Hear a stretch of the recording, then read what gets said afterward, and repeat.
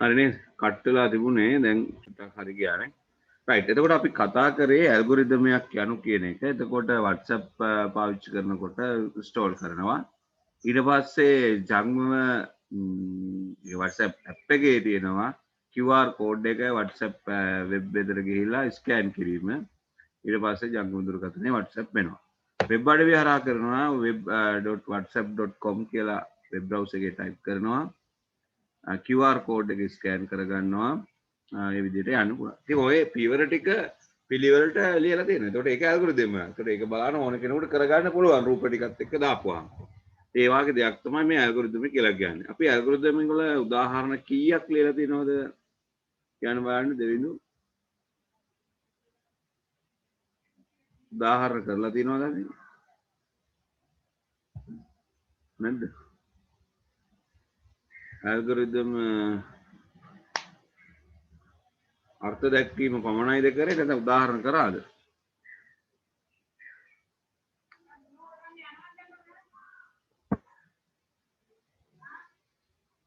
කීයක් විතර කරලා තියෙනවද?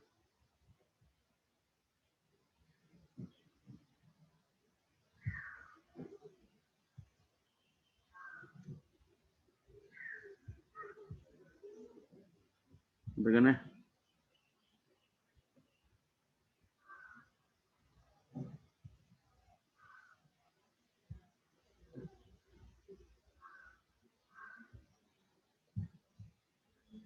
කාටවත් මතක නැද්ද? උදාහරණ කරේ නැද්ද ඒකට? ඇල්ගොරිතම ගොඩනගන විදිය. ඒ කියන්නේ ඇල්ගොරිතමයක්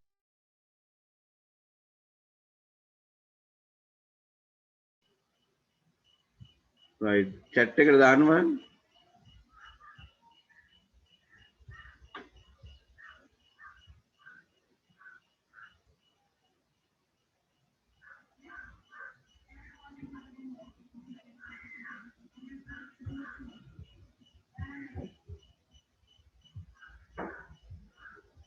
රයිට් එහෙනම් ලියා ගන්න ඇල්ගොරිතමයක් යනු කියන එක යනු කියලා ලියලා දෙන්න ඕගොල්ලෝ.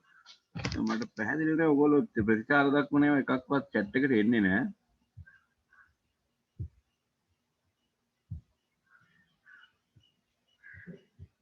පුලින්දු රයිට් සර් ගොඩ ගන්න දුන්නා. ලියලා තියෙනවද?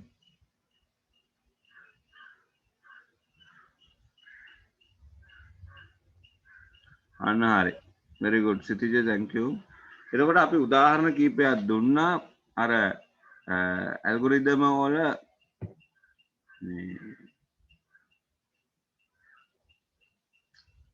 විශ්ලේෂණයට පාවිච්චි කරපු උදාහරණ සහ තවත් උදාහරණ කීපයක මේ ඇල්ගොරිතම ගෙදරින් ලියන්න ඉන්නේ කියලා. අපි ඒ ටික සාකච්ඡා කරගෙන යමු. ඔයගොල්ලෝගේ උත්තර නිවැරදිතාවය තහවුරු කරලා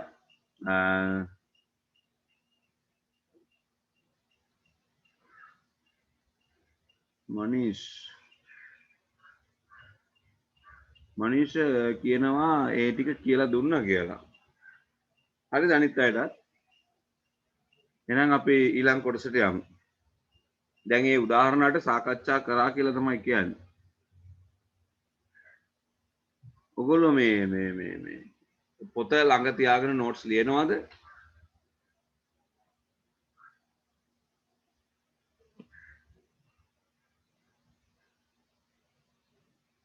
right okay. අපි එහෙනම් එක එක උදාහරණ සාකච්ඡා කරමු. මට කියන්න බලන්න පළවෙනි උදාහරණය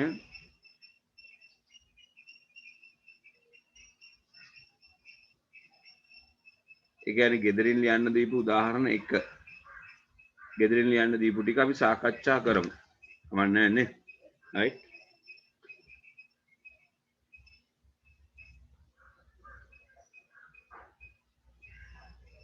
මොකද පළවෙනි එක? කියන්න.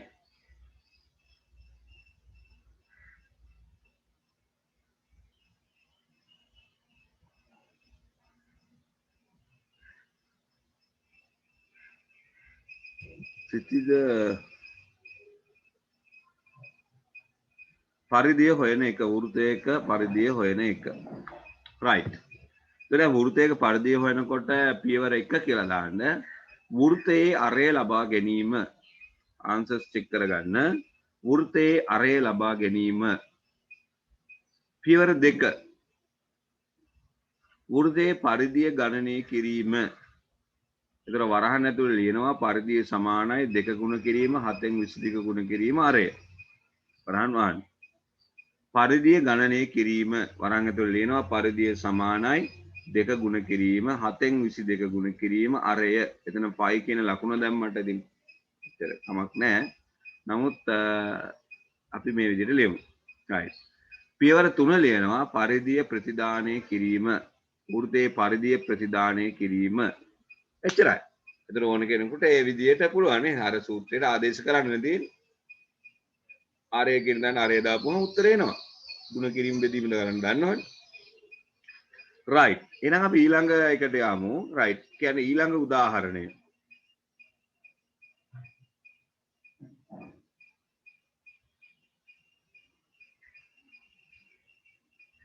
ඔව් පුද්ගලයාගේ වයස ගණනය කිරීම. එතකොට පුද්ගලයාගේ වයස ගණනය කරනකොට අපිට අවශ්‍ය වෙනවා උපන් දිනය සහ අද දිනය. එතකොට අපි ආදානයන් විදිහට ලියනවා පුද්ගලයාගේ උපන් දිනය සහ අද දිනය. ආදානය නේද? එතකොට අපි ලියන්නේ පළවෙනි පියවර පුද්ගලයාගේ උපන් දිනය සහ අද දිනය ලබා ගැනීම. 2 වයස ගණනය කිරීම. එතකොට වරාංගතල ඕන ලියන්න පුළුවන් වයස සමානයි අද දිනේ අඩු කිරීම උපන් දිනේ. ප්‍රතිදානය ළඟට පියවර 3 ලියනවා වයස ප්‍රතිදානය කිරීම. වයස ප්‍රතිදානය කිරීම. එතකොට මේ හැම එකටම මේ පියවර 3ක් නෙමෙයි එන්නේ. විශ්ලේෂණය නම් ආදානයන් ක්‍රියාවලීන් ප්‍රතිදානයන් කියලා තියෙනවා. නමුත් සමහර ඒ වගේ අපිට පියවර 3කට වැඩි ලියන්න වෙනවා. අපි මේ දේවල් සාකච්ඡා කරගෙන යමු. right. කාට හරි ගැටලු දෙනවනම් නැවත අහන්න. ඊළඟ උදාහරණයට යමු.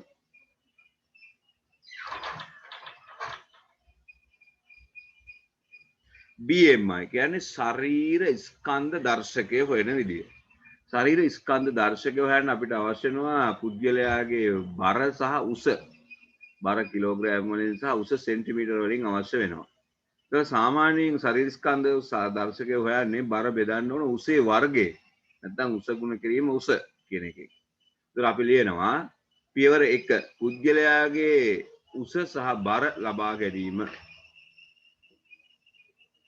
උස සහ බර ලබා ගැනීම.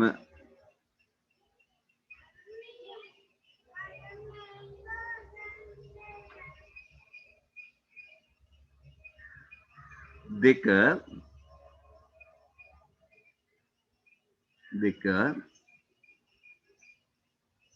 පියවර 2 පියවර කියලාම ලියන්න ඕන. පියවර 2 ශරීර ස්කන්ධ දර්ශක නැත්නම් BMI අගය ගණනය කිරීම. ඒක ගණනය කරන්නේ කොහොමද කියලා අපි ලියනවා BMI සමානයි බර බෙදීම උසේ වර්ගය. බර බෙදීම උසේ වර්ගය.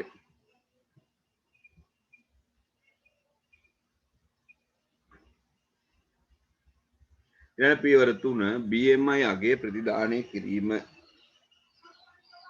BMI අගය ලබා දීම. ඒ විදිහට ලියන්න පුළුවන්. BMI අගය ලබා දීම. right. පැහැදිලිද? right. එහෙනම් අපි යමු ඊළඟ උදාහරණය කියන්න බලන්න.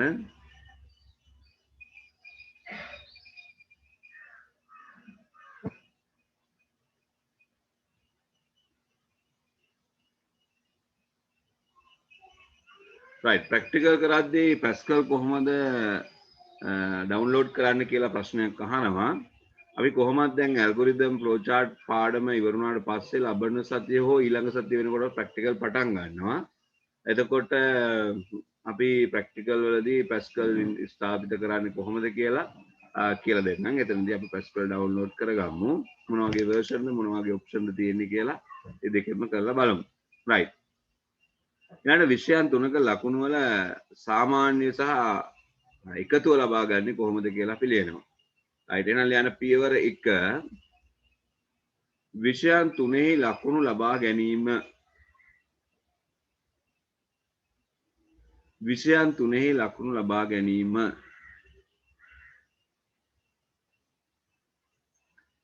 පියවර 2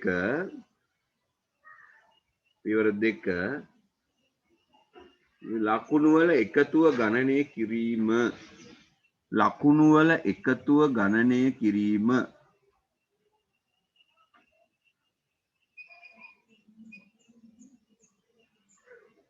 පියවර 4 3 ලකුණු වල සාමාන්‍ය ගණනය කිරීම. ඕන වරහන් ඇතුළේ යන්න පුළුවන්. සාමාන්‍ය සමානයි එකතුව බෙදීම විෂයන් ගණන. නැත්නම් මෙතන නම් 3යි. ලකුණු වල එකතුව ගණනය කිරීම ඊළඟ එක සාමාන්‍ය ගණනය කිරීම. right. එතකොට ප්‍රතිදා ඊළඟ පියවර එනවා පියවර 4 ලකුණු වල එකතුව හා සාමාන්‍ය ප්‍රතිදානය කිරීම. ලකුණු වල එකතුව හා සාමාන්‍ය ප්‍රතිදානය කිරීම. ලකුණු වල එකතුව හා සාමාන්‍ය ප්‍රතිදානය කිරීම.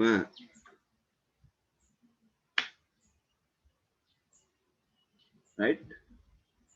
ඊළඟ උදාහරණය සංඛ්‍යාවක් ඔත්තේද ඉරට්ටේද යන්න ලබා ගැනීම. ඉතාලම හොඳ ප්‍රශ්නයක් නේ. එතකොට එතනදී තීරණය කරන්න සාධකයකුත් තියෙනවා. රයිට් අපි ලියමු පියවර 1. පියවර 1. ඔයගොල්ලෝ ලියලා ඇත්තේ මේක චෙක් කරන්න විතරයි තියෙන්නේ. ගෙදරින් වැඩ කරනවනේ. රයිට් පියවර 1. සංඛ්‍යාව ලබා ගැනීම.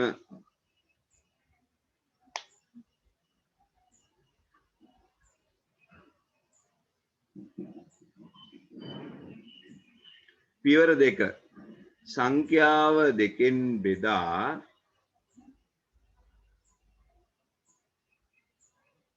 ඉතිරිවන අගය පරීක්ෂා කිරීම.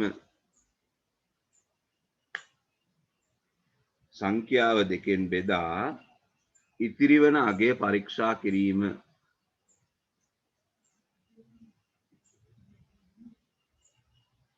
පියවර 3.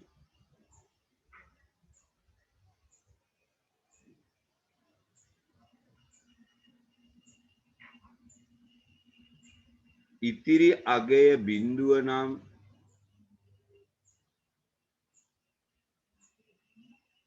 ඉතිරි අගය බිඳුව නම් සංඛ්‍යාව ඉරට්ටේ ලෙසත්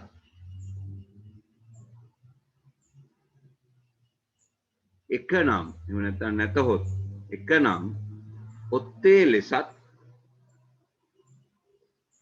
සංඛ්‍යා ඉතිරි වන අගය බිඳුව නම් සංඛ්‍යාව ඉරට්ටේ ලෙසත් එක නම් බිඳුව ලෙසත් තීරණය කිරීම.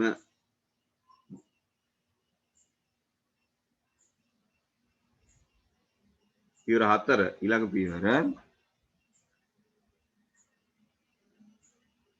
සංඛ්‍යාව ඔත්තේද ඉරට්ටේද යන්න ප්‍රතිදානය කිරීම. සංඛ්‍යාව ඔත්තේද ඉරට්ටේද යන්න ප්‍රතිදානය කිරීම.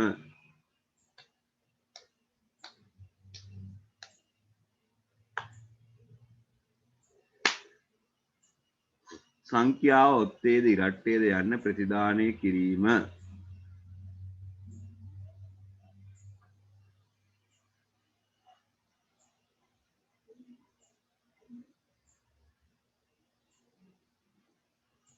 දැන් ඇල්ගොරිතම් එකක් ලියනකොට අපිට විස්තරාත්මක වාක්‍යකින් තමයි ලියන්න ඕන. ඒකේ නිශ්චිත ක්‍රමවේදයක් නැහැ. ඒ නිසා ඔයගොල්ලෝගේ භාෂාව ලියනවා නම් ඒක සිංහලෙන් ලිව්වත් එකයි ඉංග්‍රීසියෙන් ලිව්වත් එකයි. මේකෙදී ඒ ගැටලුව විසඳන ආකාරය වඩාත් අර්ථාන්විතව අනුපිළිවෙලින් පැහැදිලි වෙන එක නෙවෙන්න ඕන. ඒක ඉංග්‍රීසියෙන් ලිව්වත් සිංහලෙන් ලිව්වත් ප්‍රශ්න නැහැ. Tamanට වඩාත් පහසුම ක්‍රමෙන් ලියන්න. ඉංග්‍රීසියෙන් ලියන්නත් පුළුවන් සිංහලෙන් ලියන්නත් පුළුවන්.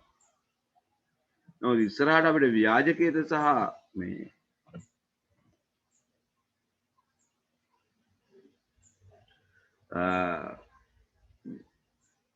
ප්‍රවාහසට හරඳින්න ඕනේ. එතකොට අපි ඉංග්‍රීසි භාෂාවෙන්ම ලියමු. right. ඊළඟ උදාහරණේ තව තියෙනවද? ඔව් සංඛ්‍යා දෙකකින් විශාල සංඛ්‍යාව ප්‍රතිදානය කිරීම. right. එතකොට සංඛ්‍යා දෙකකින් විශාලම සංඛ්‍යාව හොයන්නේ කොහොමද? එතකොට අපි ගන්නවා පළවෙනි පියවර සංඛ්‍යා දෙක ලබා ගැනීම.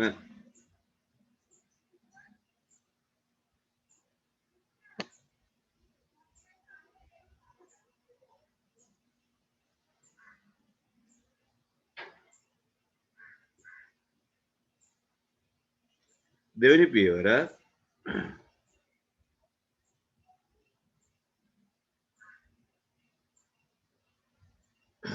N1 ලබා ගැනීම කියලා ලියන්න පුළුවන්. හැබැයි N1 කියන්නේ මොකක්ද කියලා ඒක කියවන කෙනාට පැහැදිලි වෙන්න ඕන. දැන් අපි සාමාන්‍යයෙන් ඇල්ගොරිතම් එක ලියන්නේ අපි සාමාන්‍යයෙන් කිව්වේ ඕනම ගොනෙකුට මේක පැහැදිලි වෙනකන් ලියන්න කියලානේ. එතකොට ඔයගොල්ලෝ පුංචි ළමයෙකුට හෝ නොතේරෙන කෙනෙකුට මේක පැහැදිලි වෙන විදිහට ලියන්න ඕන. එතකොට ඒක ප්‍රශ්නයක් නෑ. ඉතින් අර්ථය තමන් හිතනවා නම් මේක වඩාත් පැහැදිලි කියලා එතකොට ලියන්න පුළුවන්. right? එතකොට අර n එක n2 කියලා ගන්නේ පරිගණකයට ප්‍රෝග්‍රෑම් එක ලියන වෙලාවට ඒකේ අපි විචල්යක් විදිහට සංඛ්‍යා දෙකට අකුරු දෙකක් දානවා xy කියන වෙනුවට. එතකොට වඩාත් පහසුයි. පළමු සංඛ්‍යාව ලියලා කියලා දීර්ඝ වචනයක් ලියනට වැඩිය ඒ නිසා. එතකොට ඒක අර්ථාන්විත ලියන්න ඕනේ. එහෙනම් පළමු සංඛ්‍යාව n1 ලෙසත් දෙවන සංඛ්‍යාව n2 ලෙසත් ලබා ගනිමු. එහෙම ලියන්න පුළුවන්. එතකොට ඒක තමයි වඩාත් හොඳ. right. එතකොට අපි ලියනවා පියවර 2 පළමු සංඛ්‍යාව දෙවන සංඛ්‍යාවට වඩා විශාල දැයි පරීක්ෂා කිරීම. පළමු සංඛ්‍යාව දෙවන සංඛ්‍යාවට වඩා විශාල දැයි පරීක්ෂා කිරීම.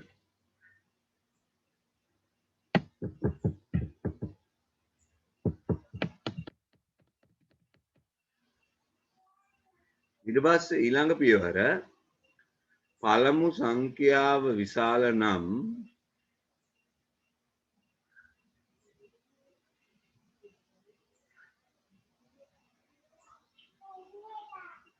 විශාලම සංඛ්‍යාව පළමු සංඛ්‍යාව ලෙසත් පළමු සංඛ්‍යාව විශාල නම් විශාලම සංඛ්‍යාව පළමු සංඛ්‍යාව ලෙසත් නැතහොත් එහෙම පළමු සංඛ්‍යාව නෙවෙයි නම් දෙවන සංඛ්‍යාව විශාලම සංඛ්‍යාව ලෙසත් තීරණය කිරීම. නැතහොත් දෙවන සංඛ්‍යාව විශාලතම සංඛ්‍යාව ලෙස තීරණය කිරීම. ලෙසත් තීරණය කිරීම.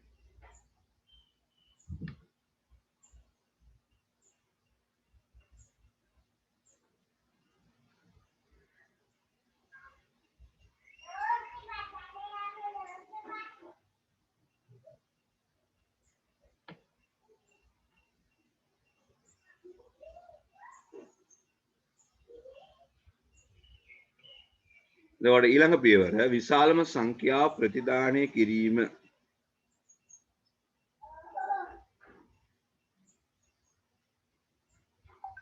විශාලම සංඛ්‍යාව ප්‍රතිදානය කිරීම.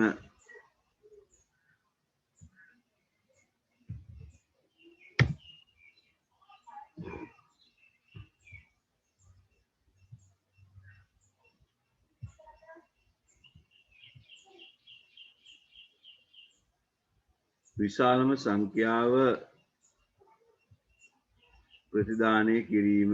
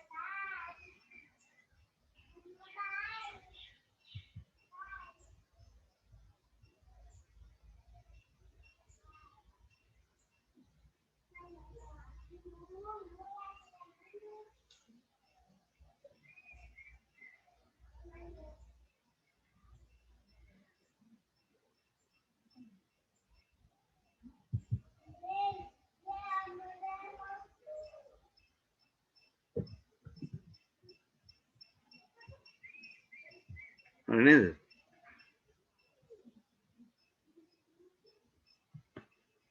ස්ටෙප් 1 එකට n1 කියලා ලියන්න බෑ.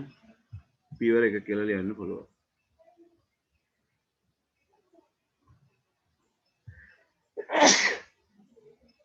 ලස්සන.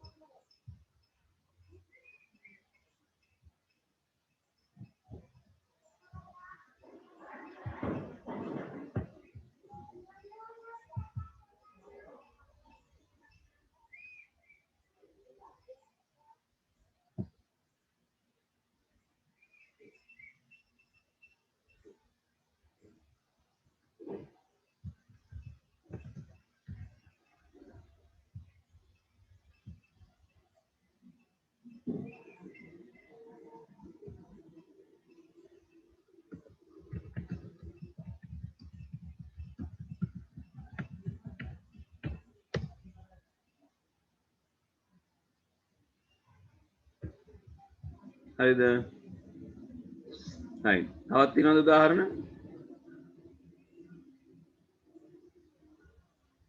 ATM යන්ත්‍රයකින් මුදල් ලබා ගැනීම.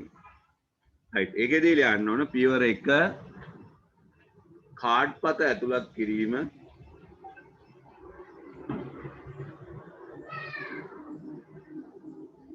කාඩ් පතෙහි වළංගුතාවය පරීක්ෂා කිරීම.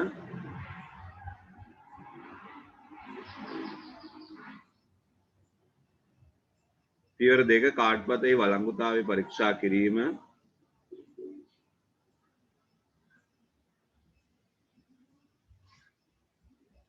පියවර 3 භාෂාව තේරීම.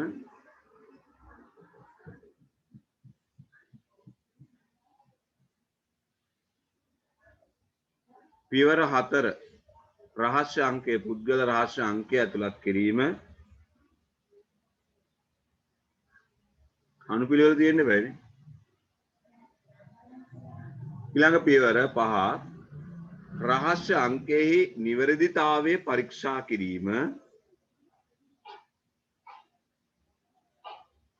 රහස්‍ය අංකයෙහි නිවැරදිතාවය පරීක්ෂා කිරීම.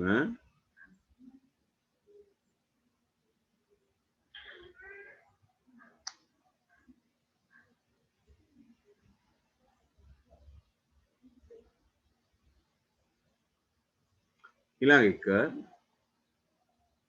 අවශ්‍ය මුදල ආදානය කිරීම.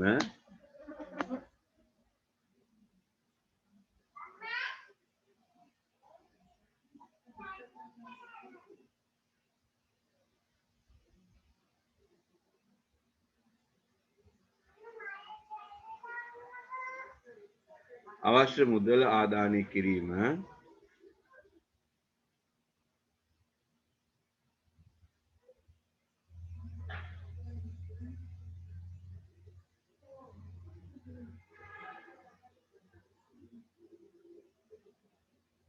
ඊළඟ එක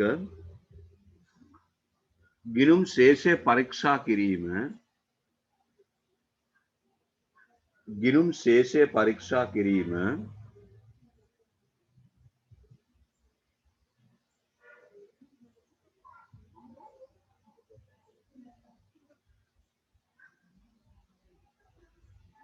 ගිණුම් ශේෂය පරීක්ෂා කිරීම.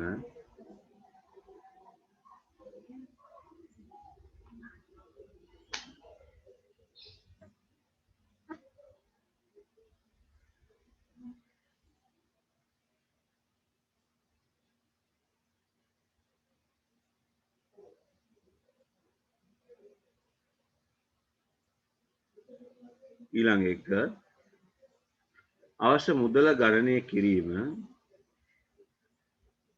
තව ඒ අතර ඕනනම් පැහැදිලි පියවරක් තියෙනවා. ගිණුමේ මුදල් ශේෂය ප්‍රමාණවත් නැත්නම් ගිණුම් ශේෂය ප්‍රමාණවත් නොවේ ලෙස පණිවිඩයක් නිකුත් කිරීම.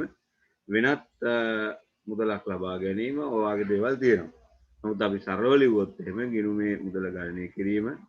ඊළඟ ගිණුම යාවත් කාලින කිරීම. ඒ කියන්නේ විස්තර අලුත් කරන්න ඕන. ගිණුම යාවත් කාලින කිරීම.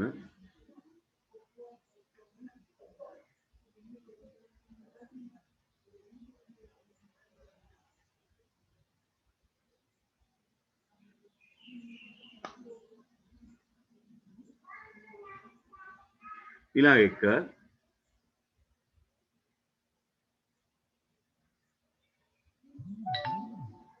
මුදල ලබා දීම. රිසිට් පතක් ලබා දීම.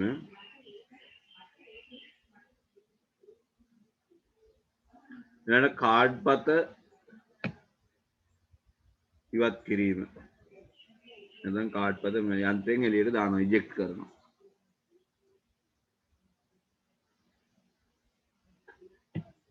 එතනදිත් අහනවා තවත් ගනුදෙනු තිබේද? නැත කිව්වොත් කාඩ් පත ලබා දෙනවා. ඔව් නම් නැවත ඉහළ ක්‍රියාවලිය සිදු වෙනවා නේ. ඒ වගේ තියෙනවා. රයිට් කාඩ් පත ලබා දීම කිරීමෙන් අපි ඉවර කරනවා. රයිට් තවත් උදාහරණ තියෙනවද? නෑ. රයිට් දැන් මෙන්න මේ උදාහරණ වල අපි සාකච්ඡා කරපු ඊළඟ එක බලමු සුපිරි වෙළඳසැලක ගනුදෙනු වලට අදාළ පද්ධතිය. දැන් බාකෝඩ් එකෙන් ඒ ටික ඇතුළත් කරලා ඊට පස්සේ එකතුව ගණනය කරලා බිල්පතක් දාලා ඉතිරි මුදල සහ රෙසිට් පත ලබා දෙනවා. ඒ ක්‍රියාවලියත් අපි ලියමු. ලියන පියවර 1 අදාළ භාණ්ඩවල තීරුකේත ආදානය භාණ්ඩවල තීරුකේතය ආදානය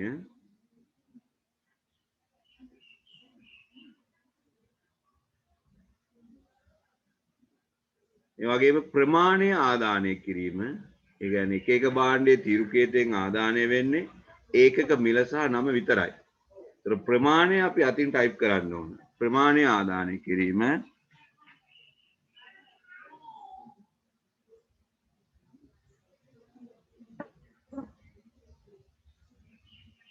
ඊළඟ එක් එක් භාණ්ඩයේ වටිනාකම ගණනය කිරීම.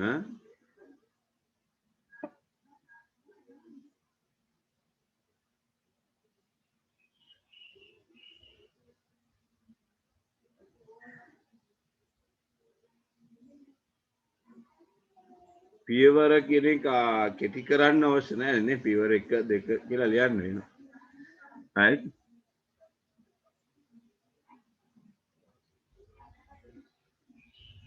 P1 කියලා දාන්න පුළුවන්. එහෙම ප්‍රශ්නයක් නැහැ. කියන්න දාලා එක දැම්මම කමන්නේ. S1 step 1 කියන්නේ S1 S2 එහෙම දාන්න පුළුවන්. right ඊළඟ එක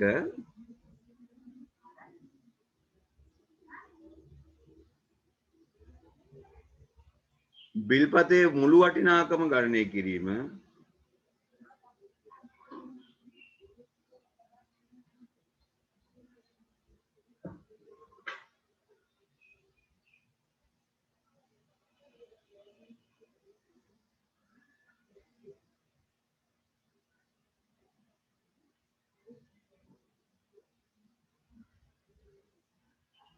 වට්ටම් ගණනය කිරීම. ඩිස්කවුන්ට් දෙනවා නම් ඩිස්කවුන්ට් ගණනය කිරීම.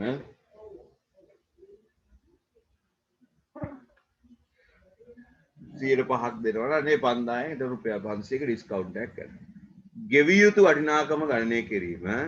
එතකොට මුළු බිල්පතේ වටිනාකමෙන් ඩිස්කවුන්ට් එක අඩු කරනවා. ගෙවිය යුතු වටිනාකම ගණනය කිරීම.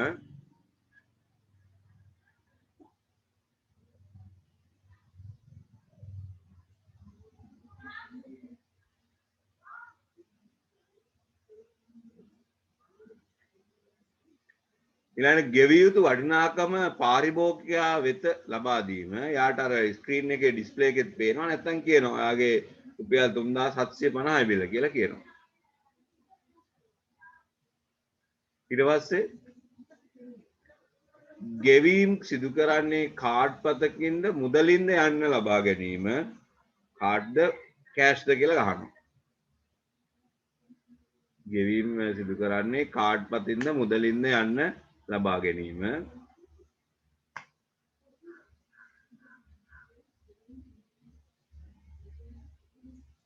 ඊළඟ පියවර කාඩ් පතකින් නම් කාඩ් පත ආදානය කිරීම. මැෂින් එකට දානවා කාඩ් එක ඉන්පුට් කරනවා.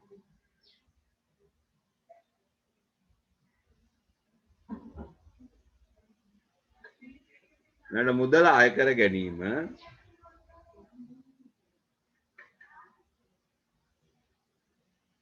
කාඩ් පත හා රිසිට් පත ලබා දීම. කාඩ් පත හා රිසිට් පත ලබා දීම.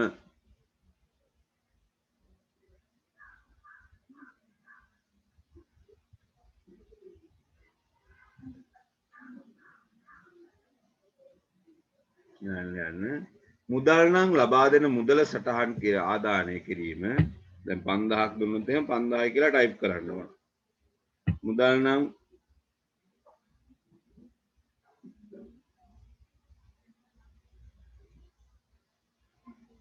මුදල ආදානය කිරීම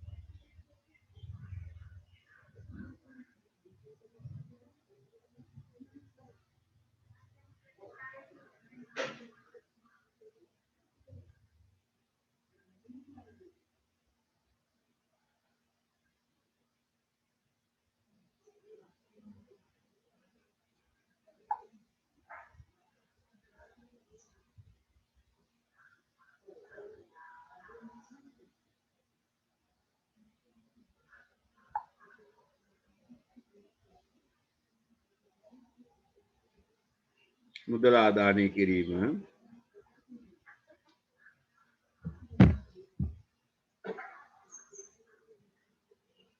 ඊට පස්සේ ඉතිරි මුදල ගණනය කිරීම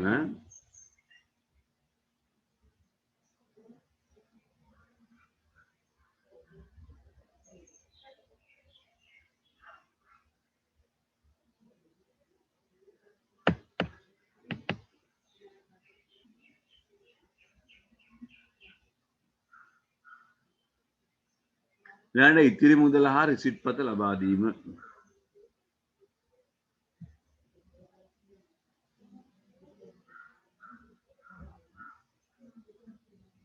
right තවත් උදාහරණ තියෙනවද දැන් ඔන්න අපි ඇල්ගොරිතම් කීපයක් සාකච්ඡා කරා තාම වටිනවනේ right good එතකොට ප්‍රශ්නයක් අහන Windows OS වල තියෙන්නේ programming ද මොකක්ද එකකින් අදහස් කරන්නේ Windows operating system කියන්නේ කම්පියුටරේ මෙහෙයවන පරිශීලකයා සහ දුරාං කළමනාකරණය කරන අනෙකුත් මෘදුකාංග මෙහෙයවන ප්‍රධාන පරිගණක වැඩසටහන මේ පරිගණක වැඩසටහන හදලා තියෙන්නේ programming වලින් හරිද right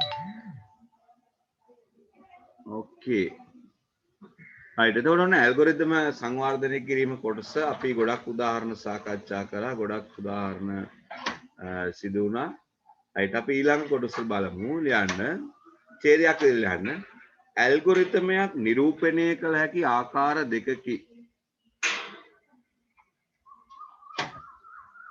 ඇල්ගොරිතමයක් නිරූපණය කළ හැකි ආකාර දෙකකි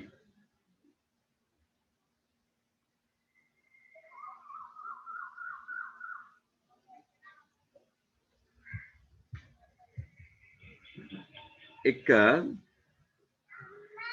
රූපමය ආකාරය රූපමය ආකාරය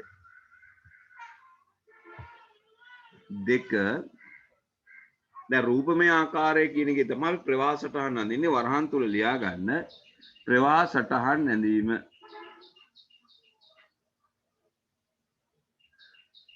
ඒක ආපහු කියන්නෝ රූපමය ආකාරය වරහන් තුල ප්‍රවාහ සටහන් ඇඳීම සෝ මොන සටහන්ද ප්‍රවාහ සටහන් නැත්නම් ගැලීම් සටහන් කියලා කියන්නේ ප්‍රවාහ සටහන් ඇඳීම සවුන්ඩ් එක මදිද නෑ සර් පොඩ්ඩක් පැහැදිලි වුණා ප්‍රවාහ සටහන් ඇඳීම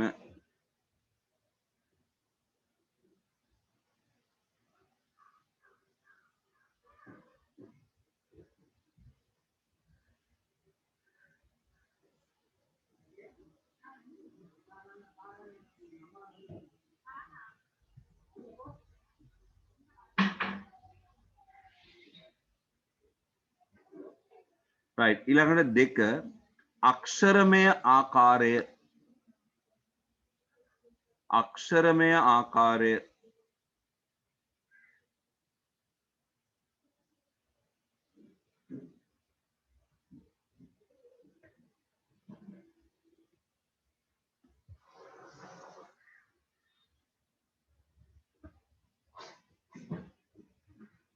අක්ෂරමය ආකාරය වරහන ඇතුළේ යන්න ව්‍යාජ කේත ලිවීම ව්‍යාජ කේත ලිවීම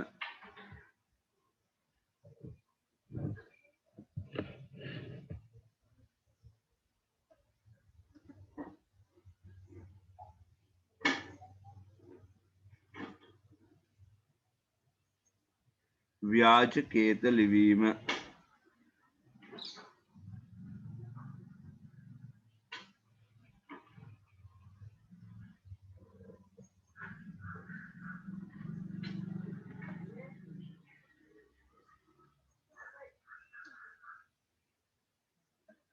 right හොඳ ප්‍රශ්නයක් අහනවා software engineer කෙනෙක් වෙන්න මොනවද ඕන කියන්නේ ගණිතමය හැකියාව ඕන තාර්කික හැකියාව ඕන ඉතින් ඒ දේවල් ඩෙවලොප් කරලා නිර්මාණාත්මක විසඳුමක් දෙන්න තමයි ඕන. ඉතින් ඒකට අධ්‍යයනය කරන්න පාඨමාලා තියෙනවා. මුදුතාංග ඉංජිනේරු පාඨමාලා තියෙනවා. සාමාන්‍යයෙන් A level වල මැක්ස් කරලා මුදුතාංග ඉංජිනේරු කරන්න යන්න පුළුවන් මොරටු විශ්වවිද්‍යාලය, කොළඹ විශ්වවිද්‍යාලය වගේ. ඒ වගේම ආර්ට් කොමර්ස් මැක්ස් බයෝ ඕන එකක් එක්ක කරලා ICT කරලා හැබැයි මුදුතාංග ඉංජිනේරු කරන්න බෑ. නමුත් සාමාන්‍ය ICT ඩිග්‍රී වලට යන්න පුළුවන්. ඒ වගේම පෞද්ගලික අංශයේ ස්ලිට් එක NSBM එක ඒ වගේම ගොඩක් යුනිවර්සිටිස් වල software engineering පාඨමාලා තියෙනවා. ඒ විදිහට software engineer කෙනෙක් වෙන්න පුළුවන්. ඔය මොකුත් කරන්නේ නැතුව software engineer වෙන්න පුළුවන්. Tamanට තියෙන්නේ මේ programming භාෂා කීපයක් ප්‍රගුණ කරගෙන ඒ වගේම software හදලා ඉතින් අවශ්‍යතාවලට develop කරලා මේ නිර්මාණ කරන එක තමයි එකම දේ. right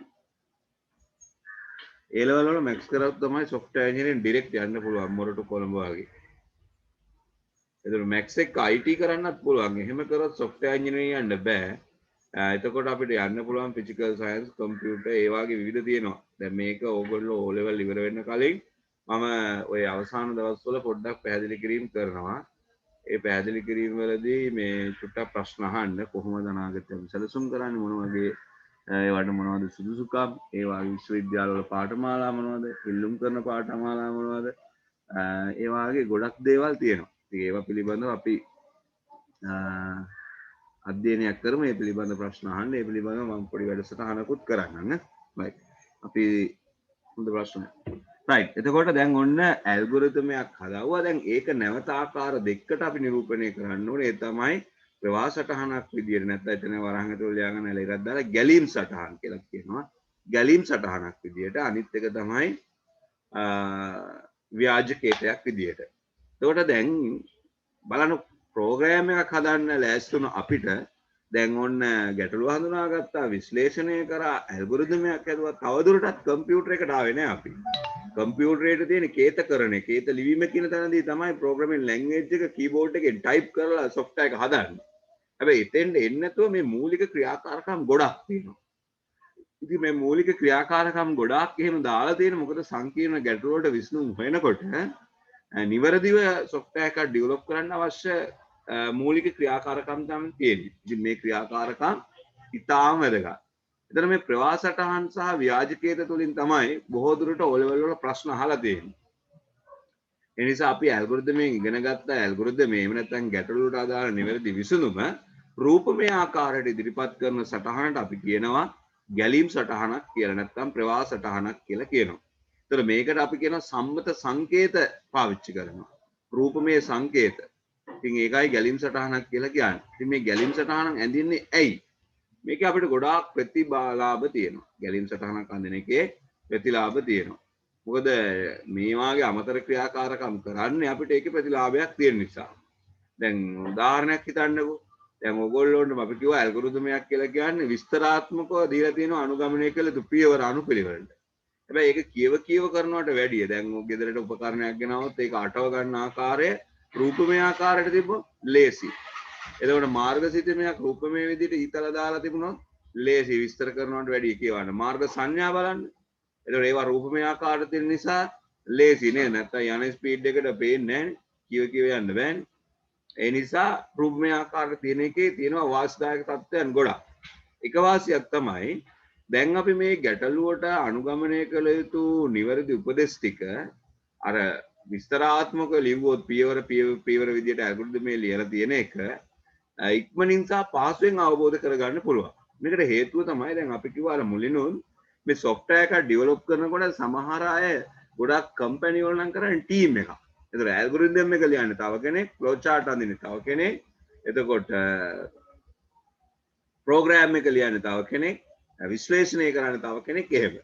ඒ නිසා ඇල්ගොරිතම් එක ලියන කෙනා ලියපු ඇල්ගොරිතම් එක නිවැරදිද කියලා පරීක්ෂා කරගන්න ලේසි ෆ්ලෝ chart එක. ඒතර ප්‍රෝග්‍රෑම් එක ලියන කෙනා බලන්නේ ෆ්ලෝ chart එක. ඇල්ගොරිතම් එක කිව ඉන්න වෙලාවක් නැහැ. හැබැයි ඇල්ගොරිතම් එක අනුව තමයි ෆ්ලෝ chart එක ඇදලා තියෙන්නේ. ඒතර ෆ්ලෝ chart එක දිහා බලපුවාම ඒක පහසුවෙන් අවබෝධ කරගන්න පුළුවන්. ඉක්මනින් අවබෝධ කරගන්න. ඒ වගේම ඇල්ගොරිතම් එකේ මොනවා හරි වැරද්දක් තිබුණොත් ඒක පහසුවෙන් සහ ඉක්මනින් හඳුනා ගන්න පුළුවන්. ඒ වගේම ඒ වැරද්ද නිවැරදි කරගන්නත් පහසුයි. ඒ වගේ මේ ප්‍රෝග්‍රෑම් එක ගමන් කරන්නේ මොන රටාවටද මොන ආකාරයටද කියලා පැහැදිලිව බලා ගන්න පුළුවන්. රූප මේ විදිහට ඊතල දාලා තිබ්බාම. ඒ වගේම මේ ප්‍රෝග්‍රෑම් එකේ නිවැරදි ප්‍රතිදානයක් ලැබෙනවද නැද්ද කියලා පරීක්ෂා කරගන්නත් පුළුවන්. ඒ වගේම අලුත් පියවරයක් ඇතුළත් කරන්න වෙනස් කරගන්න තියෙනවා නම් ඇල්ගොරිතම් එකේ ෆ්ලෝ chart එකේ වෙනස් කරගන්නත් පහසුයි. ඒ වගේම මේක භාෂාව මත පදනම් වෙන්නේ නැහැ නේ. දැන් සිංහලෙන් ඇල්ගොරිතම් එක ලියුවාම ඕන සිංහල දන්න අය විතරයි. නමුත් ෆ්ලෝ chart එකේ රූපමය සංකේත වලින් ඕනම භාෂාවකින් තේරුම් ගන්න පුළුවන්. ඒ වගේම තව කාරණයක් තමයි මේ ෆ්ලෝ chart එක තමයි ප්‍රෝග්‍රෑම් එකක් බවට පරිවර්තනය වෙන්නේ. එතකොට සමහර අය Python language එක, සමහර අය Pascal language එක, සමහර අය Java language එක, සමහර අය Visual.net language එක. ඒ වගේ languages ගොඩක් පාවිච්චි කරනවා. එතකොට මේ language ඕන එකට පරිවර්තනය කරන්න පුළුවන් අපි ප්‍රවාසනාවක් ඇන්දොත්. ඒ ප්‍රවාසනාන ඕනෑම භාෂාවට පරිවර්තනය කළ හැකියි. පැහැදිලිද? ප්‍රශ්න තියෙනවද?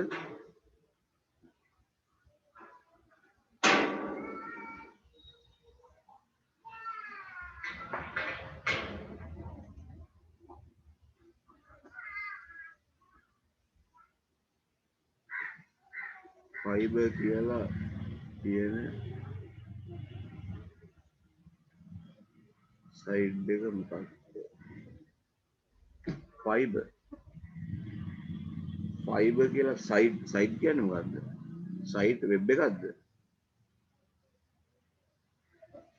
මනීෂ් අහන ප්‍රශ්නේ පැහැදිලි මදි.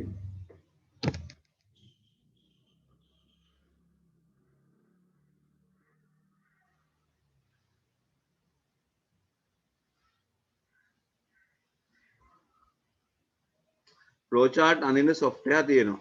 නමුත් දැන් O level වලදී අපිට පොතේනේ අඳින්න වෙන්නේ මේ කොලේකනේ. ඒ කියන්නේ විභාගයට අඳින්න වෙන්නේ පෑනෙන් පැන්සලෙන්නේ. නමුත් ඇත්තටම ඩෙවලොප්මන්ට් කරනකොට අපි software වලින් තමයි හදන්නේ. ඕන තරම් online software flow chart designing tools කියලා ගහපුවම ඕන තරම් තියෙනවා.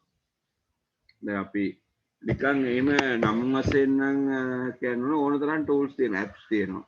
අපි ඒවා කීපයක් බලමු. දැන් කොහොමද මම අඳින්නෙත් ඒ වගේම තමයි. flowchart designing tools.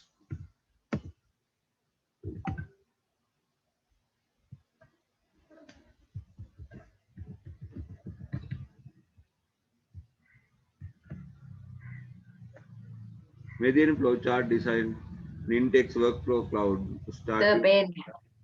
සර් මේ දාලා සර් ස්ක්‍රීන් ෂෙයා කරලා නැහැ සර්.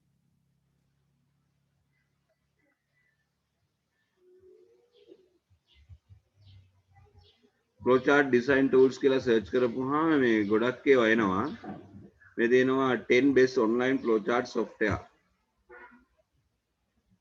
ඉතින් ඒකේ කැමති එකක් පාවිච්චි කරන්න පුළුවන් නේ තමයි. register වෙන්න විතරයි තියෙන්නේ මගේ username password දාන්න.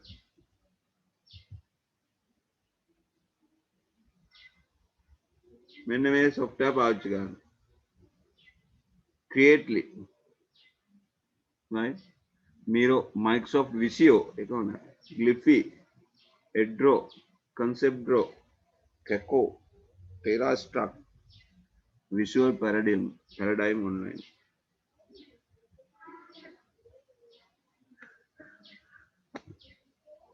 Draw.io. මේ තමයි software.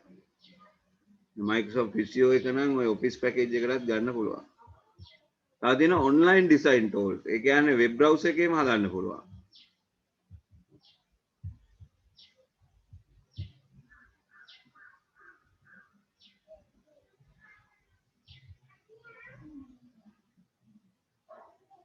flowchart design online මේ වගේ online ඒවා තියෙනවා ඒ වගේත් හදාගන්න පුළුවන් free flowchart maker ඒ වගේ flowchart maker easy to draw flowcharts online website තියෙනවා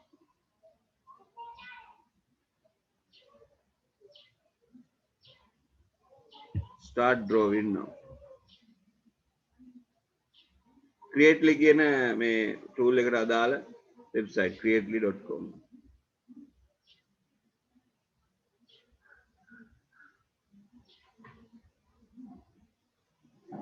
right දැන් මේකේ අඳිනකොට පාවිච්චි කරන සංකේත එහෙම තියෙනවා ඒ ටික අපි පොඩ්ඩක් බලා ගමු ලියා ගන්න ප්‍රවාහ සටහනක් යනු නැත්නම් ගැලීම් සටහනක් යනු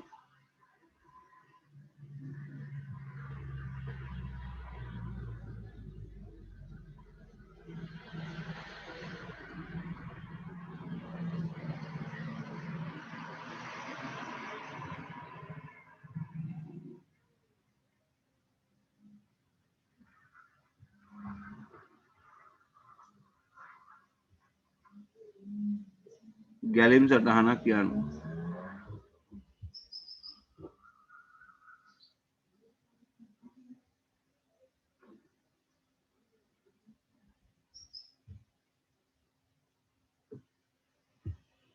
right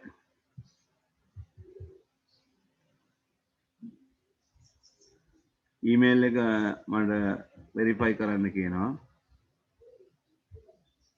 එතකොට email එක verify කරලා මේක අඳින්න පුළුවන් ප්‍රශ්නයක් නෑ යන්න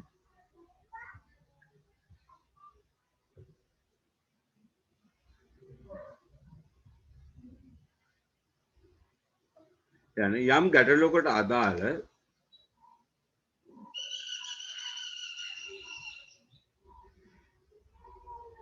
ඇල්ගොරිතමයක්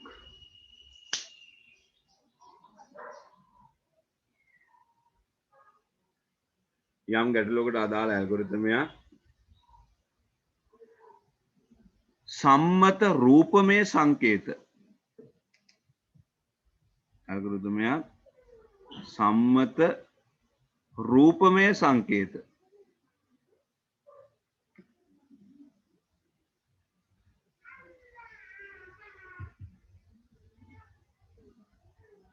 සම්මත රූපමය සංකේත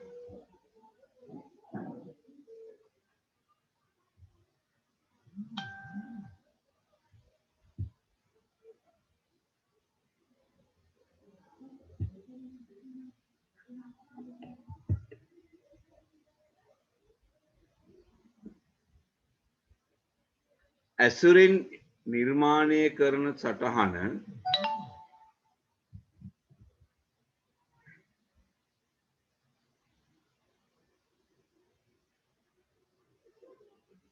ප්‍රවාහ සටහනක් ලෙස හැඳින්වේ නැත්නම් ගැලීම් සටහනක් කියලාත් කියනවා වරහන් ඇතුලේ ගැලීම් සටහන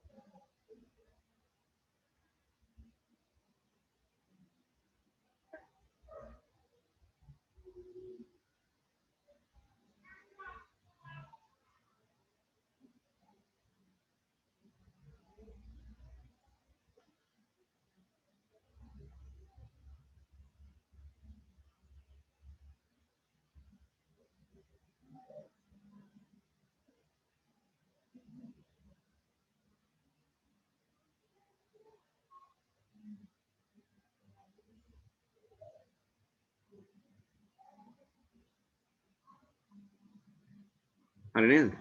රයිට්. ඊළඟට ලියා ගන්න ප්‍රශ්නයක්. ප්‍රවාහ සටහන් ඇඳීමේ වාසි මොනවාද? ප්‍රවාහ සටහන් ඇඳීමේ වාසි මොනවාද? රයිට්. වාසි කීපයක් ලියන්න බලන්න.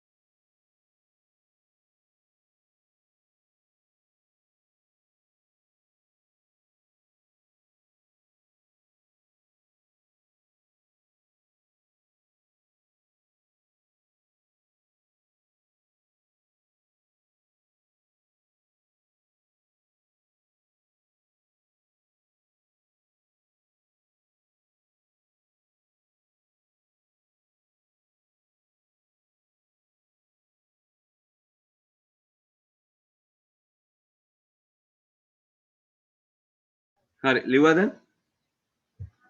right එතකොට අපි ප්‍රවාසටහනක් ක වාසි ලියනකොට අපි ඇඳීමේ වාසි ලියනකොට ලියන්න ඕන එක ගැටලුවට ඉදිරිපත් කර ඇති විසඳුම. එහෙම නැත්නම් ඇල්ගොරිදමය පහසුවෙන් තේරුම් ගත හැකි වීම. හා ඉක්මනින් තේරුම් ගත හැකි වීම. ඒ කාරණය පහසුවෙන් හා ඉක්මනින් තේරුම් ගත හැකි වීම.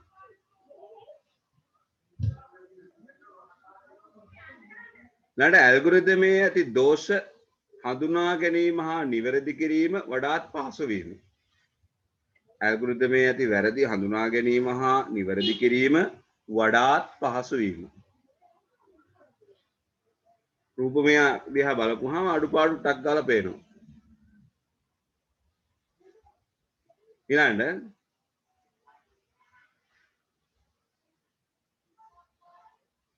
ඇල්ගොරිදමයට අනුව නිවැරදි ප්‍රතිදානය ලැබේදැයි තහවුරු කරගත හැකි වීම. මෙහෙම ගියොත් රිසල්ට් එක හරිද කියන එක බලන්න පුළුවන්. ඇල්ගොරිදමයට අනුව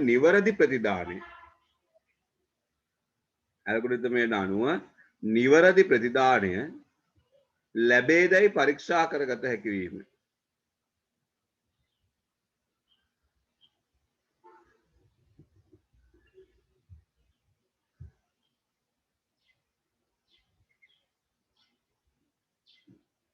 ඊට ඕනෑම භාෂාවකින් තේරුම් ගත හැකි වීම.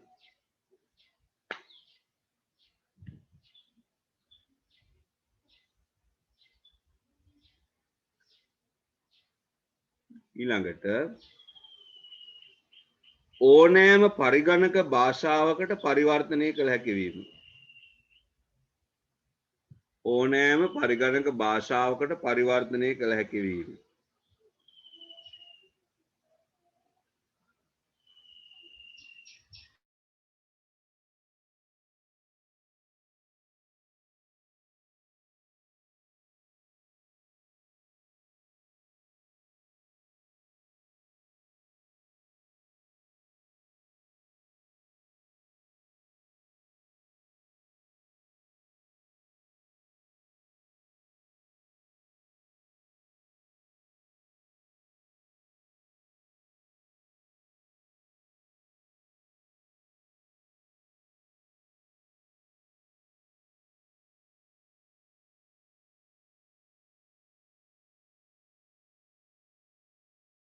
right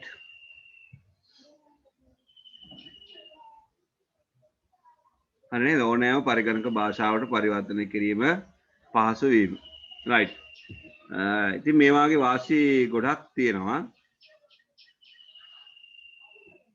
තේරුම් ගන්න පහසුයි දෝෂ හඳුනා ගන්න පහසුයි වෙනස් කරන්න පහසුයි අලුත් නේද වෙනස් කිරීම නේද මේ අලුත් මේ වෙනස්කම් සිදු කිරීම ඉතා පහසුයි ඒ වගේ දේවල් තියෙනවා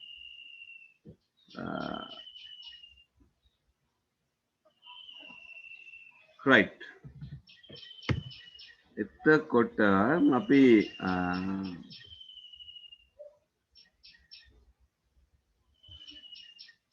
ඊළඟට බලමු ඇල්ගොරිතමයක් සෝරි ප්‍රවාසටහනක් ඇඳීමේදී භාවිතා කරන සම්මත සංකේත මොනවද කියලා. ලියා ගන්න. ප්‍රවාසටහනක් ඇඳීමේදී භාවිතා කරන සම්මත සංකේත. දැන් මෙතනින් එහාට නම් ගොඩක් දුරට දැන් ඔයගොල්ලෝගේ පොතේ මේක සිංහලෙන් තියෙනවා. නමුත් සිංහලෙන් තිබ්බට මම විශ්වාස කරනවා මේක ඉංග්‍රීසියෙන්ම ඇතුලේ වචන ලිව්වොත් හොඳයි කියලා. මොකද ප්‍රෝග්‍රෑම් එක අපිට ලියන්න තියෙන ඉංග්‍රීසි භාෂාවට හා සමාන භාෂාවක ඉන්නේ නේ. ඒ නිසා අපි ඒක ඉංග්‍රීසි භාෂාවට ආවේනික විදිහට ලියමු. right? එතකොට ඉංග්‍රීසි භාෂාවට ආවේනික විදිහට මේ අපි නිර්මාණය කරගත්තා නම් වඩාත් පහසුයි. right?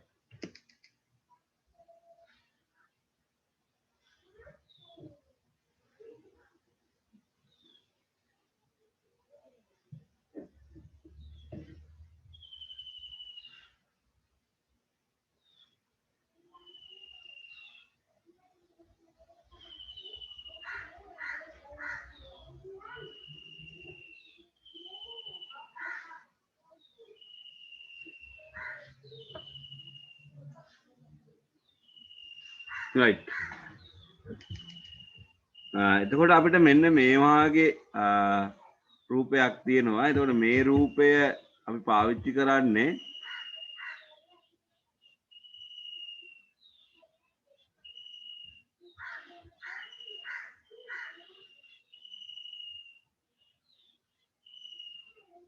right අපි ඒක බලමු මෙහෙම.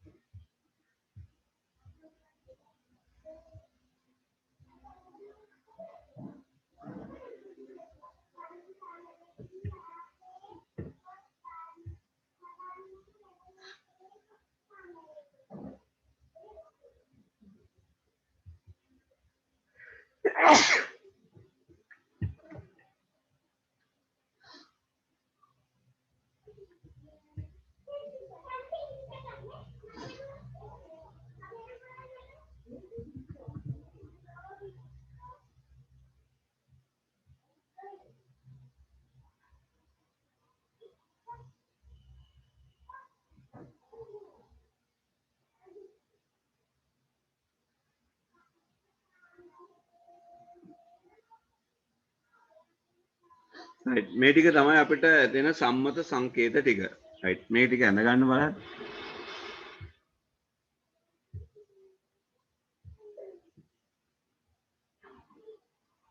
ආරම්භය හෝ අවසානය, ආදානය හෝ ප්‍රතිදානය, ක්‍රියාවලිය, තීරණය, ගැලීම් දිශාව, සම්බන්ධකය. ඒතර මේ එකක් පිළිබඳව අපි හැඳින්වීමක් කරගමු. ඉතින්ලා මේ ටික සංකේතය සහ අදහස අඳ ගන්න පුරුදු වෙන්නත් එක්ක. මේ ෂේප් එක මේ ආකාරයටම තිබිය යුතුයි, වෙනස්කම් කරන්න බෑ.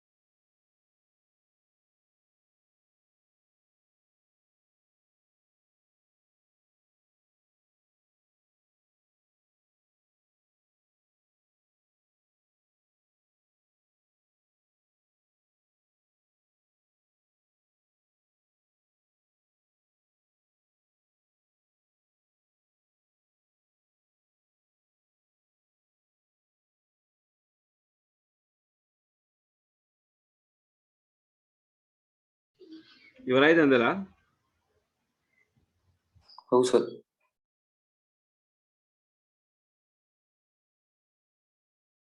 රයිට් අපි පැහැදිලි කරගමු දැන් මෙතන සංකේතයක් තියෙනවා ආරම්භය හෝ අවසානය කියලා. එතකොට මේ මම මේ දක්වන උදාහරණත් ඔයගොල්ලෝ චුට්ටක් මේ විදිහටම මේ කරන්න. දැන් ආරම්භයටයි අවසානයටයි දෙකම තියෙන එකම රූපය. එතකොට මේ දෙක වෙන් කරගන්නේ කොහොමද? ඒක ඊටාම වැදගත් වෙනවා. එතකොට අපි මේ රූපය මේ රවුන්ඩඩ් රෙක්ටැන්ගල් කියලා කියන්නේ. මේ කෝණ මේ මුළු ටික රවුම් වෙලා තියෙන්නේ. රවුන්ඩඩ් රෙක්ටැන්ගල් එකක් තමයි තියෙන්නේ. දැන් මේ වාගේ රූප සටහනක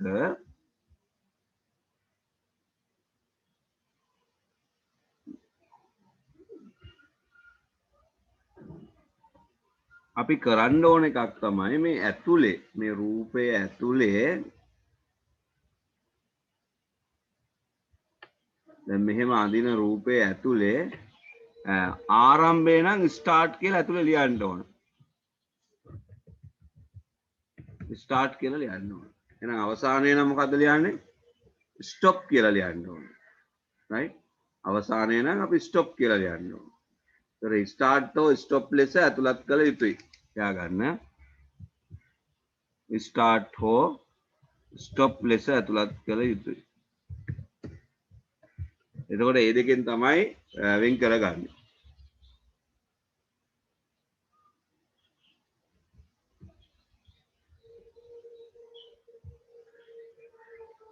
ඊළඟ එක දැන් මේ වාගේ සමාන්තරාශ්‍රයක ෂේප් එක නෙදෙන්නේ.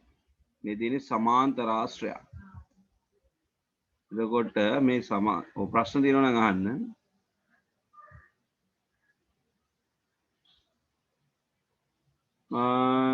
එන්ඩ් කියලා දාන එක එහෙම ප්‍රශ්නයක් නැහැ. එන්ඩ් කියලා දාන එක ස්ටොප් කියලා දාන්න ප්‍රශ්නයක් නැහැ. ස්ටොප් කියලා දාන්න. අපි එන්ඩ් කියලා දාන්නේ සූඩෝ කෝඩ් වල. සාමාන්‍ය ස්ටොප් කියන එක තමයි ප්‍රවාසන ආනන්දම පාවිච්චි කරන්නේ. එන්ඩ් කියලා දාන්නත් පුළුවන්. එතකොට begin end කියලා තමයි පාවිච්චි කරන්නේ. begin end. ඒකේ වෙනසක් නැහැ. ඒ වගේ ඉංග්‍රීසි භාෂාවේ සමාන වචන වගේ නේ. දැන් මේ වාගේ එකක් තමයි අපි ආදානය හෝ ප්‍රතිදානය දාන්නේ. එතකොට ආදානය නම් අපි ඇතුලේ ලියන්න ඕනේ ඉන්පුට් කියලා. ඉන්පුට්. ප්‍රතිදානයක් නම් අවුට්පුට් කියලා ලියන්න පුළුවන්. මේ වෙනුවට වෙනත් වචනත් පාවිච්චි කරන්න පුළුවන්. print එහෙම නැත්නම් show display ඒ වගේ වචන පාවිච්චි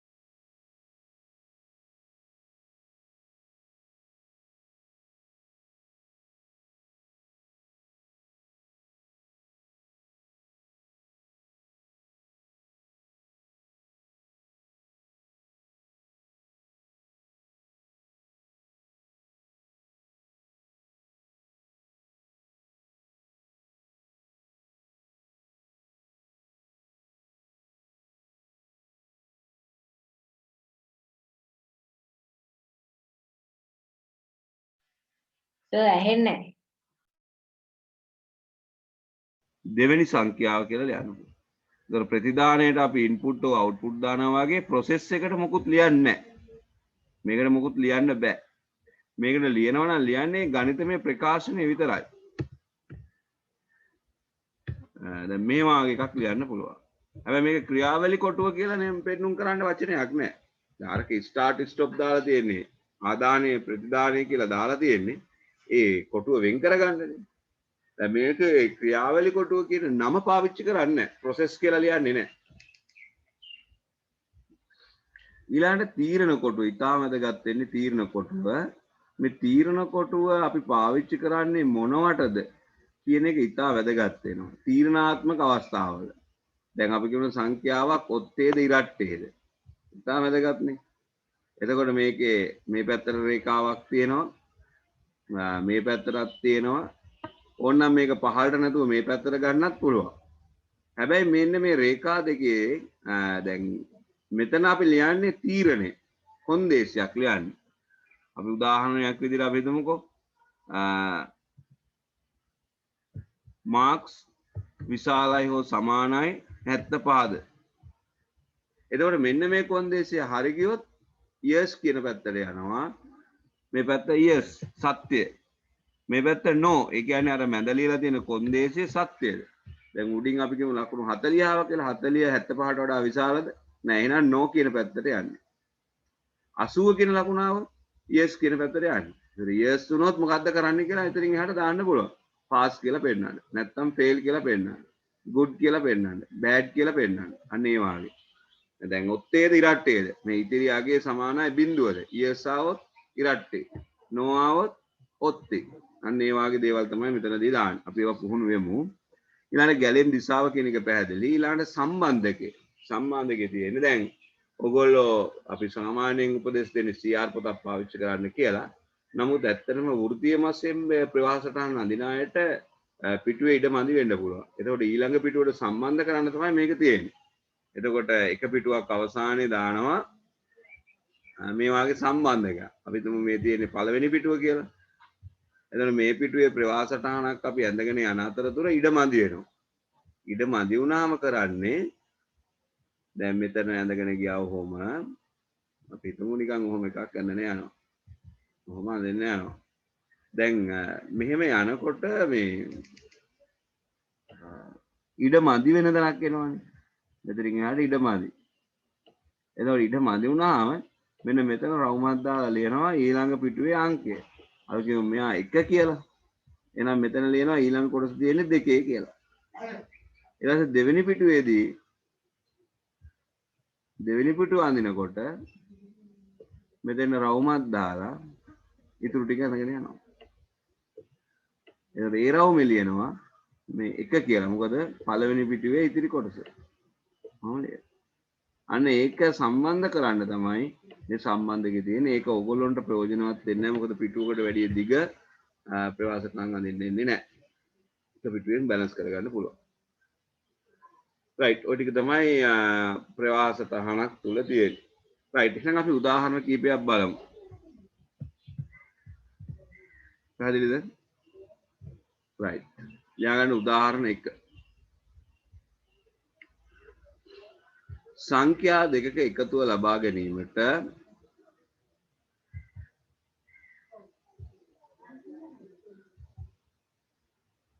සංඛ්‍යා දෙක එකතුව ලබා ගැනීමට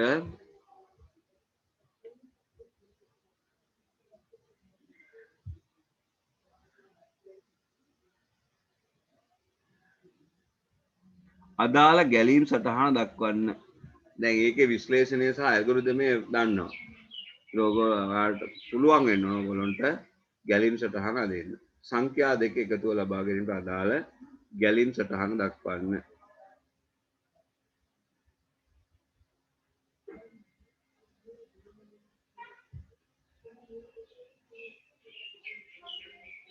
පැහැදිලිද?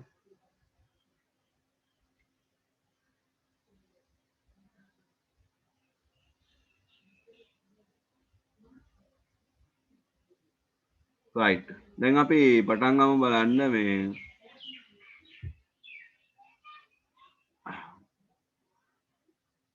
කොහොමද ගැලීම් සටහන නිර්මාණය වෙන්නේ කියලා. ඔයගොල්ලෝ පොතේ අඳින්න ක්‍රියේට්ලි කියන ඇප් එකේ අඳින්න යන්න එපා. මොකද පොතේනේ හුරු වෙන්න තියෙන්නේ.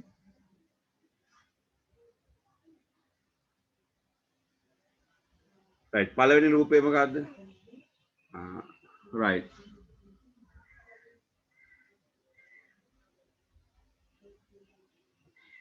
පළවෙනි රූපය තමයි ආරම්භය නෙදෙන්නේ. ඒකට ආරම්භයට හෝ අවසානයට පාවිච්චි කරන රූපය තමයි අඳින්නේ.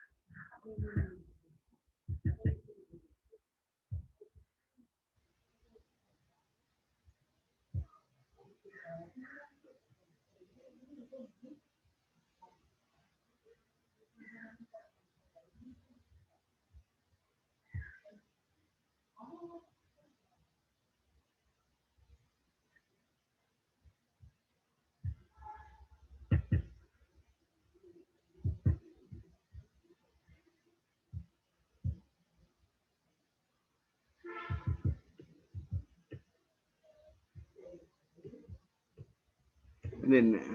රයිට් ඔයගොල්ලෝ අදින්න.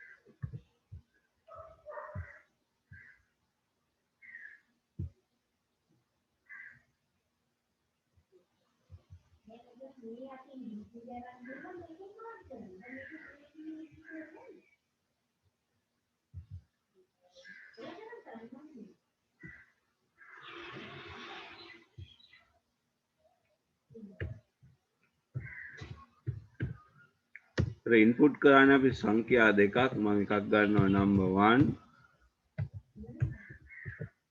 1 number 2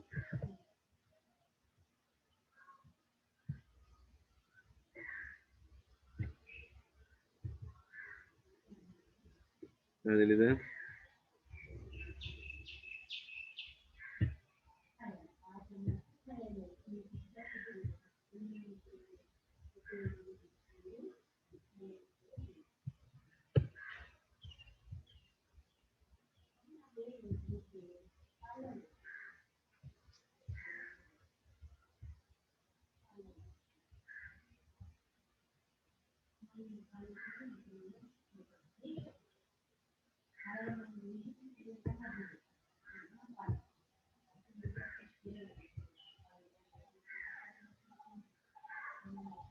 ඊළඟ process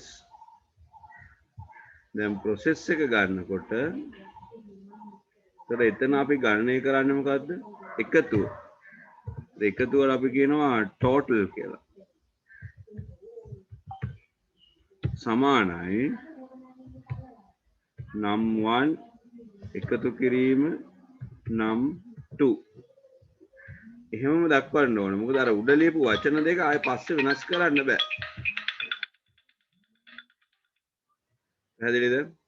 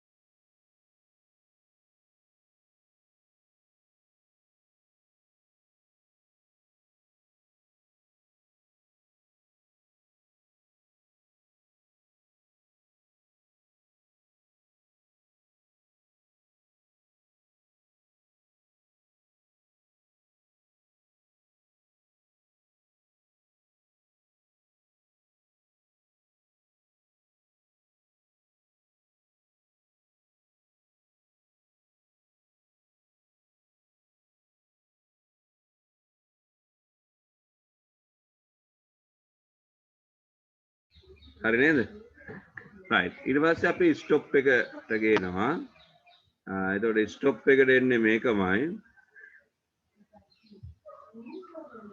stop එතකොට මේකේ stop කියලා ලියනවා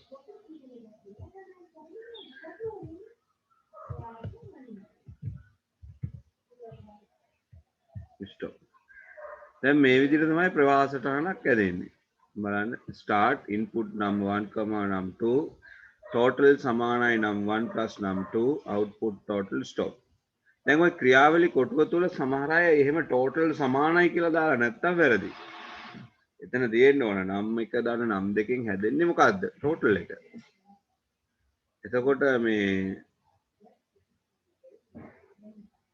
total එක තමයි අවුට්පුට් කරන්නේ. එතකොට එතන කැපිටල් T දාලා ටෝටල් කියලා ලියලා දෙනවා නම් අවුට්පුට් එකෙත් කැපිටල් T දාලා ලියන්න ඕනේ. ඊළඟ ඉන්පුට් එකේ නම් 1, නම් 2. ඇන්ඩ් හරි සහ කියලා එහෙම දාන්න බෑ. අපි මේවා ඉංග්‍රීසි වලින්ම ලියමු.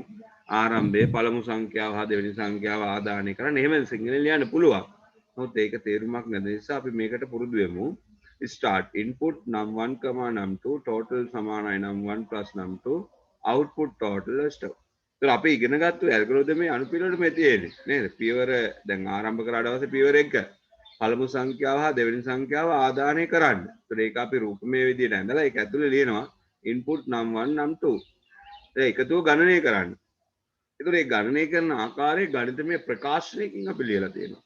ඒක තමයි ක්‍රියාවලි කොටුවල ලියන්නේ හැම වෙලාවෙම මේ අංක ගණිතමය හෝ ඒ වාගේ කාර්කන ක්‍රියා එකතු කිරීම සමාන කිරීම වගේ දේවල් තියෙන්න ඕන. තමයි අවුට්පුට් කියන්නේ ප්‍රතිදානය. ඒකට උඩ තියෙන එකමයි. ඒකට ටෝටල් කියලා ලියනවා. ඊපස්සේ ස්ටොප්. right දැන් පැහැදිලිද ප්‍රවාසටනක් අදින ආකාරය?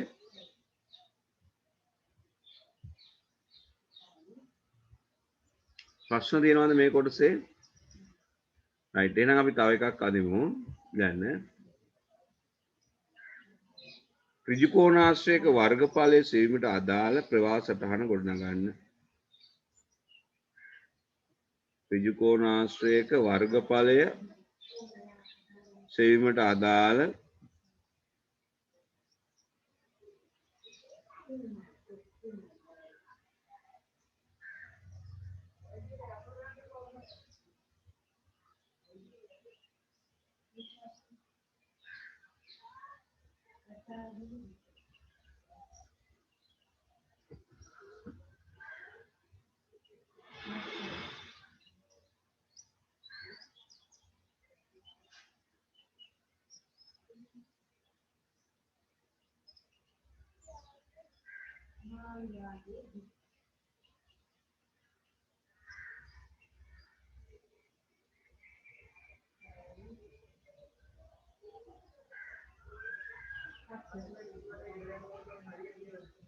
ත්‍රිජ්‍යාකෝණාශ්‍රයක වර්ගඵලයේ සෙවීමට අදාළ ප්‍රවාසටහන දක්වන්න.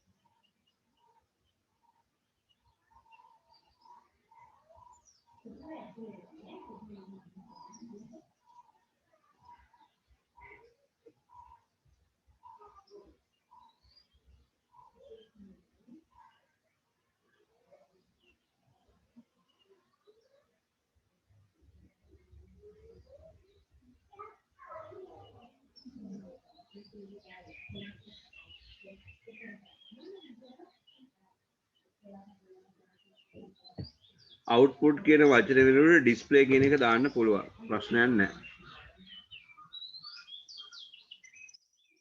ඩිස්ප්ලේ දාන්න පුළුවන්, print පුළුවන්, show පුළුවන්, write කියන වචනේ පුළුවන්.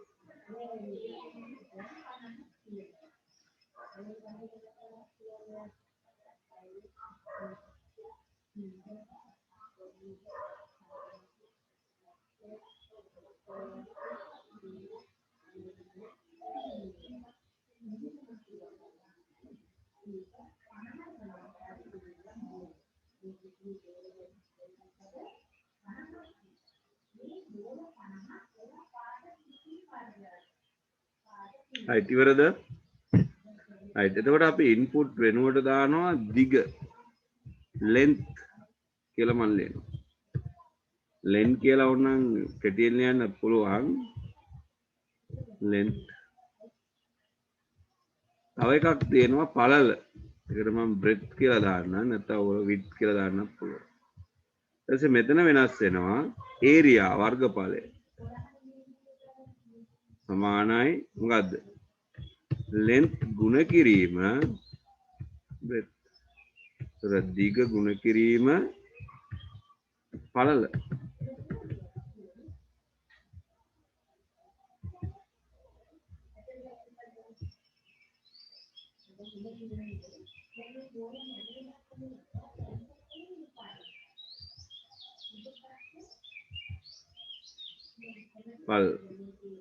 output total නෙමෙයි area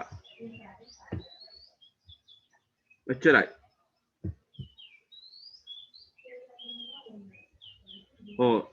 AL කියලා ගන්න පුළුවන්. නමුත් එතකොට A කියන්නේ මොකද්ද කියලා තේරෙන්නේ නැහැ. ඒතකොට ඒකට අපිට විසඳුමක් තියෙනවා. ඒක අපි ඊළඟ සතියේ කතා කරමු.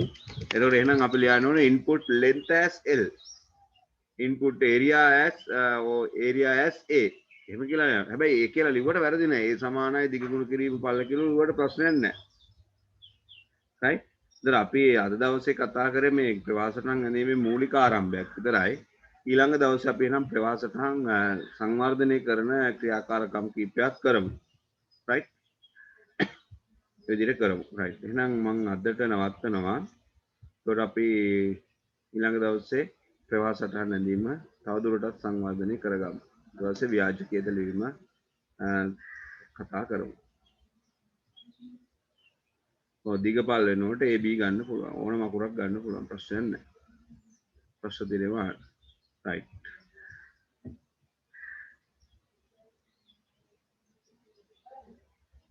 තවත් ප්‍රශ්න තියෙනවද?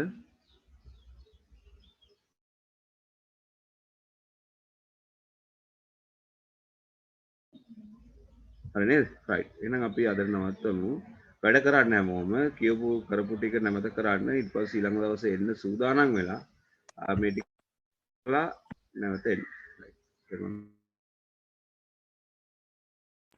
Thank you, sir.